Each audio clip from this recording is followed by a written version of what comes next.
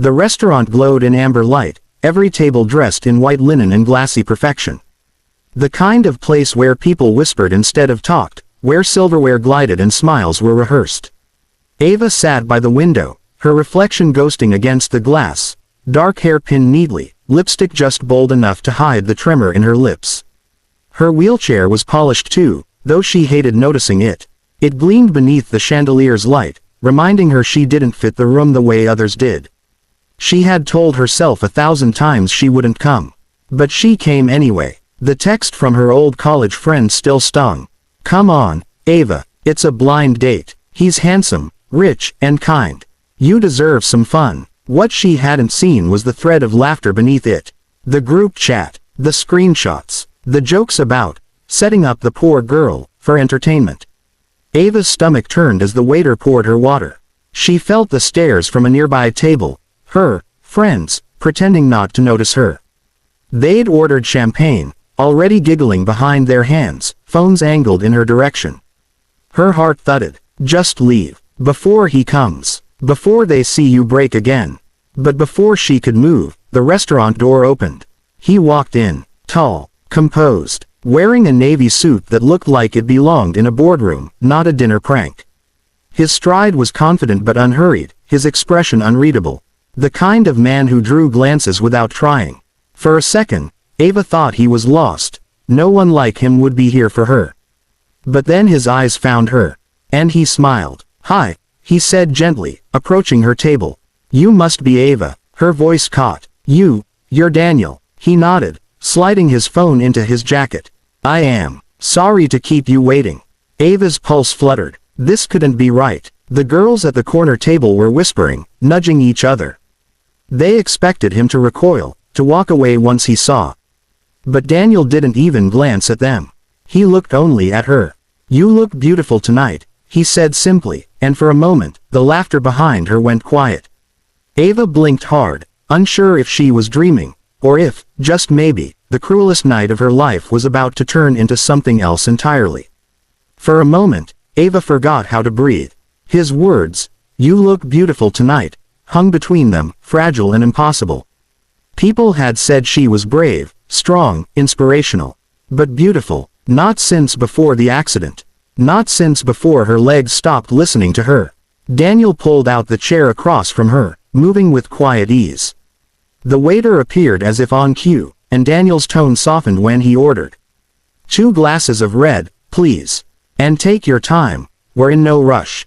The word curled inside her chest, warm and disbelieving. "You don't have to stay," Ava whispered when the waiter left. Her hands were tight around the edge of the table. They were trying to be funny. "I should have known. You probably didn't even." "I knew," he said simply, his eyes never leaving hers. Her lips parted. "You knew." "I figured it out when I got the message," Daniel said, voice low and even. "They thought they were being clever. I went along because I wanted to see who they were trying to humiliate." His jaw tightened for the first time. "Now I'm glad I did." Ava's throat burned. "You don't have to pity me."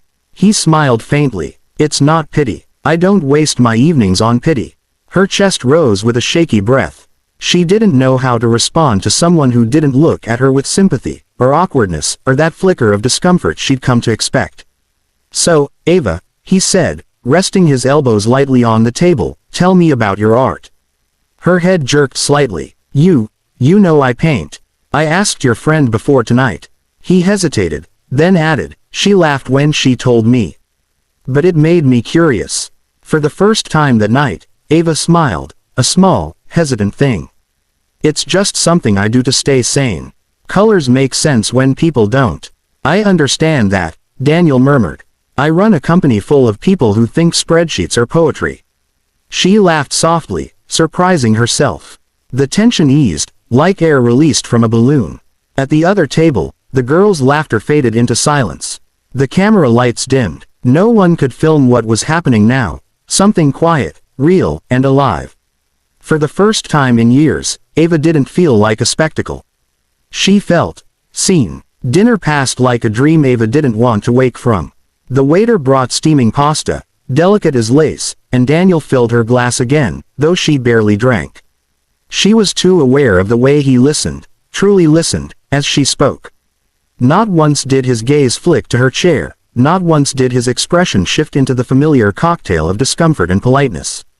He asked her about her art, her favorite painters, the colors she loved most. Indigo, she said finally. It's quiet, but it doesn't disappear. Kind of like people who've learned to live with silence. Daniel's lips curved. That's beautiful. My daughter would like that. Ava blinked. Your daughter? He nodded, leaning back slightly. Maya, she's 6. She's the reason I don't stay late at the office anymore. Or why I learned to braid hair very badly. Ava smiled, a genuine, soft smile that reached her eyes. You're a single dad. Yeah, he said simply. Her mom left when she was 2. I guess some people aren't built for staying. Something in his tone shifted. Not bitterness, but quiet acceptance. A scar that had already healed. I'm sorry, Ava said gently. Don't be. I got the best part of her. His smile returned, warm and unguarded. Maya's my world. She's curious about everything. Yesterday she asked if clouds ever get tired of floating. Ava laughed softly. That sounds like something I would have painted. You should tell her that, he said. She loves artists. Maybe you can show her what color clouds really are. Her cheeks warmed. You'd want her to meet me. Daniel shrugged lightly, but his eyes held hers with quiet intent. I don't invite people into her life easily. But I think she'd like you. And I think you'd like her. For a moment, Ava couldn't speak. Around them, the restaurant's murmur faded to a distant hum. The cruel laughter from earlier had vanished completely. Why? She whispered finally. Why are you being so kind to me? He looked at her for a long moment before answering. Because kindness shouldn't surprise you, Ava. But if it does, maybe it's time someone reminded you what it feels like. And just like that, she felt something stir in her. Not love, not yet, but the quiet, fragile beginning of hope. For a while, Ava forgot the others existed. She forgot the snickering girls, the way they'd angled their phones to capture her humiliation. The restaurant felt small, safe, just her, Daniel, and the soft hum of quiet conversation. But cruelty, like smoke, always found a way back in. Daniel, one of the women called out suddenly, her voice high and sharp with fake surprise. We didn't know you were here. Ava froze. It was Lauren, her former roommate, ringleader of the joke. The one who'd sent the text, pretending to care. Daniel turned slightly, his calm expression unchanging.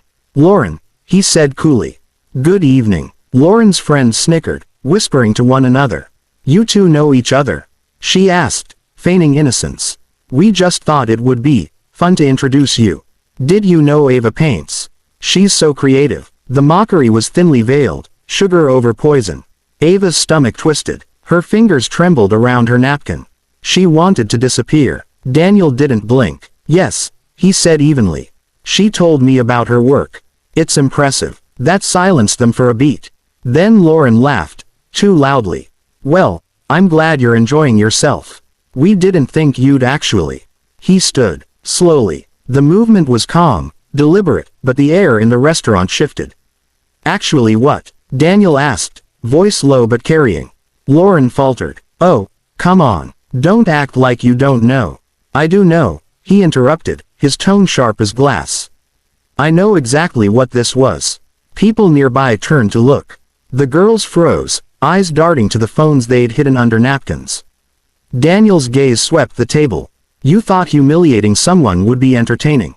That recording her pain would be a joke. Tell me, how's that working out for you? Lauren swallowed hard, color rising in her face. We didn't mean. You meant every word, he said quietly. But you underestimated the person sitting across from me. She's got more grace than any of you will ever have. Ava's breath caught. Daniel reached for her chair, his voice gentling. Come on, Ava, let's go somewhere worth your time.